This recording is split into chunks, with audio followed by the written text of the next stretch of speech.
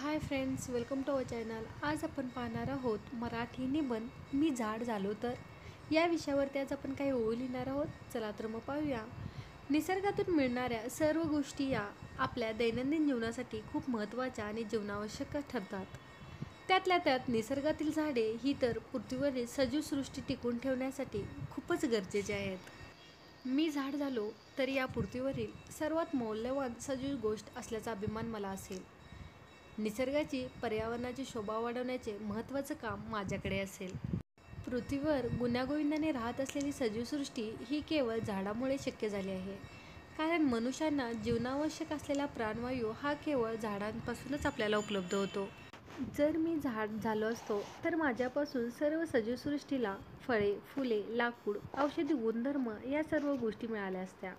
त्यासोबतच सजीव जीवनासाठी आवश्यक असणारा प्राणवायूसुद्धा मी दिला असता. वातावरणातील कार्बन डायऑक्साईड शोषून घेऊन त्यापासून शुद्ध ऑक्सिजन झाडेच सोडतात. झाडे फक्त मनुष्यासाठी नाही तर सजीवसृष्टीतील संपूर्ण प्राणी आणि पक्ष्यांसाठी सुद्धा महत्त्वपूर्ण ठरतात.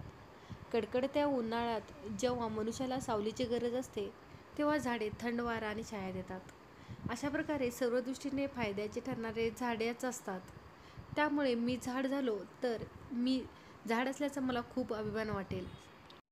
मी झाड झालो तर लहान मुले माझ्या फांद्यांना झोका बांधून उंच उंच आभाळाला भिडणाऱ्या झोक्याचा आनंद घेतील.